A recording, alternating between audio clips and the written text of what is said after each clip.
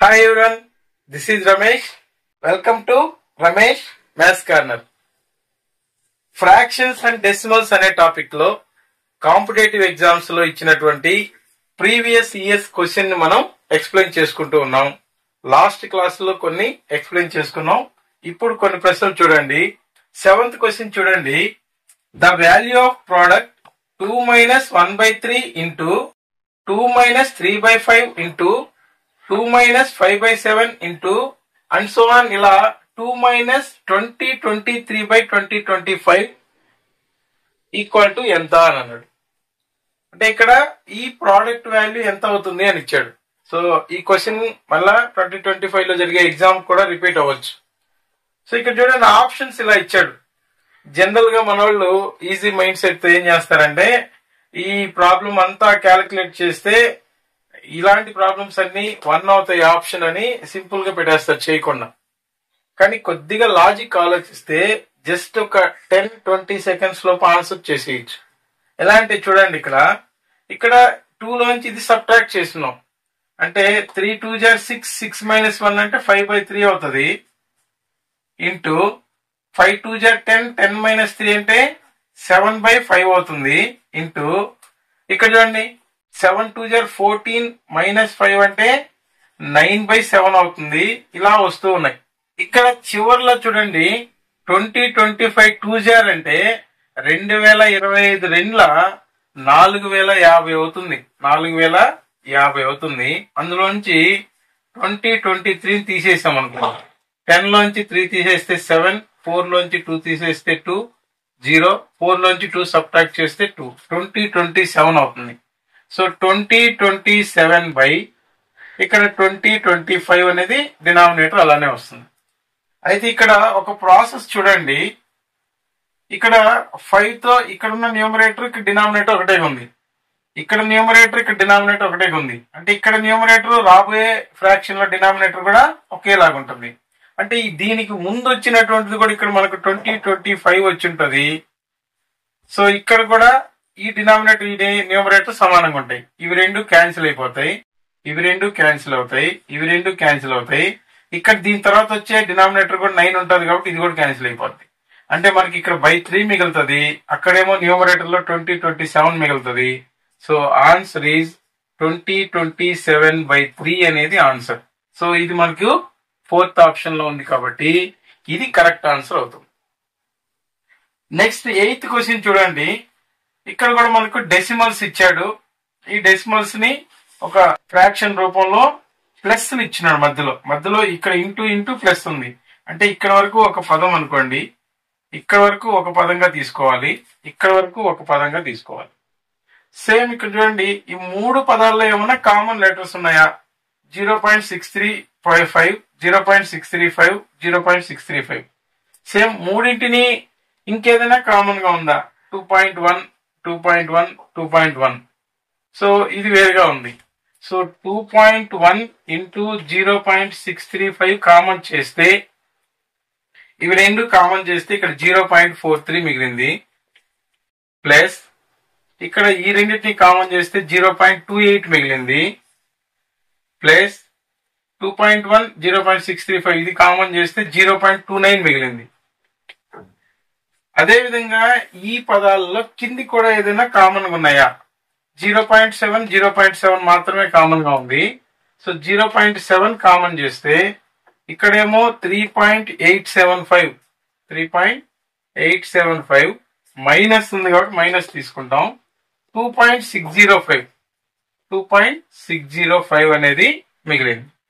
అయితే మనకి ఇక్కడ 7 టేబుల్ తో 21 పోద్ది కాబట్టి అది కూడా డెసిమల్ పాయింట్ ఒక అంకి తర్వాతే ఉంది, ఇక్కడ కూడా ఒక అంకి తర్వాతే ఉంది కాబట్టి ఇక్కడ 21/7 అవుతుంది. 7 1 7 3 21.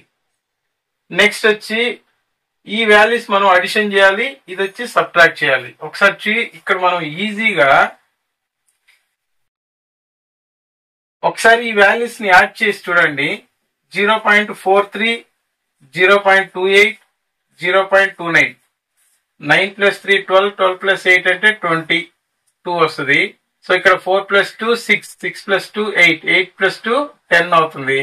సో ఇక్కడ మొత్తం వాల్యూ 1 అవుతుంది. 1.00 అంటే పాయింట్ తర్వాత జీరోస్ కి వాల్యూ ఉంటుంది కాబట్టి ఇది మొత్తం వాల్యూ 1 అయిపోయింది. ఈ మొత్తం వాల్యూ సేమ్ ఇక్కడ కూడా ఈ వాల్యూ చూడండి 3.875 2.605 ని సబ్ట్రాక్ట్ చేయాలి. ఇక్కడ 5 - 5 0, 7 - 0 7, 8 - 6 2, 3 - 2 1. సో ఈ వాల్యూ మాత్రం ఇక్కడ 1.270 వచ్చింది. అంటే ఇక్కడ మనకు 3 × 0.635 మిగిలింది. ఇక్కడేమో 1.270 మిగిలింది. ఇక్కడ ఈ విలువల్ని మీరు గమనిస్తే న్యూమరేటర్ లో 1 2 3 డిజిట్స్ తర్వాత డెసిమల్ పాయింట్ ఉంది. డినామినేటర్ లో కూడా 3 డిజిట్స్ తర్వాత డెసిమల్ పాయింట్ ఉంది కాబట్టి దీన్ని ఇంటూ 1000 తో దీన్ని ఇంటూ 1000 తో మల్టిప్లై చేస్తే పాయింట్ అనేది రైట్ సైడ్ 3 డిజిట్స్ అవతలకి వెళ్ళిపోద్ది. అంటే దీని వాల్యూ మనకు 3 × 635/1270 అవుతుంది. అంటే 1270 అవుతుంది. ఈ విలువని మీరు కానీ జాగ్రత్తగా చూడండి. 600 ఉంది, ఇక్కడ 1200 ఉంది. అంటే దీనికి ఏదైనా సంబంధం ఇచ్చినాడా అని గమనించాలి. సో దీన్ని కానీ 2 టైమ్స్ మల్టిప్లై చేస్తే 600కు 1200 35 70 సరిపోతుంది. కాబట్టి 635 1 జార్ 635 2 జార్ అంటే మనకు 3/2 అనేది మిగిలింది ఈ మొత్తాన్ని సింప్లిఫై చేస్తే. సో ఇక్కడ ఇచ్చిన ఆన్సర్స్ లో కూడా 4th ఆప్షన్ లో ఇది ఉంది కాబట్టి 3/2 అనేది మనం ఆన్సర్ గా తీసుకోవాలి. సో కొద్దిగా మనం ఇక్కడ అర్థం చేసుకొని లెక్క పెద్దదిగా ఉంది, దీన్ని చూడగానే దీని విలువ 1 వస్తుందనో 0 వస్తుందనో గెస్ చేయకండి. జస్ట్ అక్కడ ఉన్న లాజిక్ ఏముంది అనేది కానీ గమనించగలిగితే మనం లెస్ దెన్ 1 మినిట్ ఖచ్చితంగా దీన్ని సాధించవచ్చు. నెక్స్ట్ 9th ప్రాబ్లం చూడండి. If 96/23 equal to a + 1/b + 1/c + 1/d అని ఇచ్చాడు. Then the values of ABCD is అని ఇచ్చినాడు.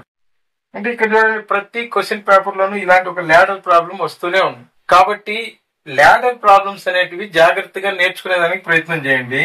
బట్ ఇక్కడ ABCDలు ఇచ్చాడు. అంటే ఇక్కడ దీని అర్థం ఏంటి అని అంటే ఈ విలువని దీంతో డివైడ్ చేస్తే ఒక భాగం వచ్చేస్తుంది. అంటే మనకు సింపుల్ గా అంటే 96 ని 23 తో డివైడ్ చేసేయండి. ఇచ్చిన వాల్యూ ఇది కాబట్టి 23 తో ఈ ఇచ్చిన వాల్యూ 2 4 జార్ 8 కాబట్టి అంటే 4 టైమ్స్ డివైడ్ అవుతుంది. 23 4 జార్ చూడండి. సో 4 3 జార్ 12 1 ఉంటుంది. 4 2 జార్ 8 + 1 అంటే 9 96 అవుతుంది. 4 మిగులుతుంది. ఈ వాల్యూ మనకు A తో సమానం అవుతుంది. నెక్స్ట్ ఇక్కడ ఉన్నటువంటి ఈ 4 తో 23ని డివైడ్ చేయండి.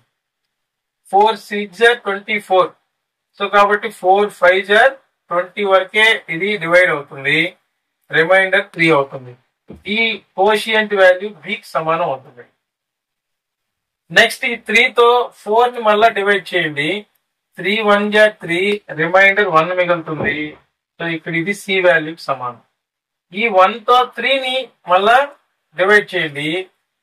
1 3 జార్ 3 అవుతుంది. రిమైండర్ 0 అవుతుంది. సో ఇది D వాల్యూకి సమానం అయిపోతుంది.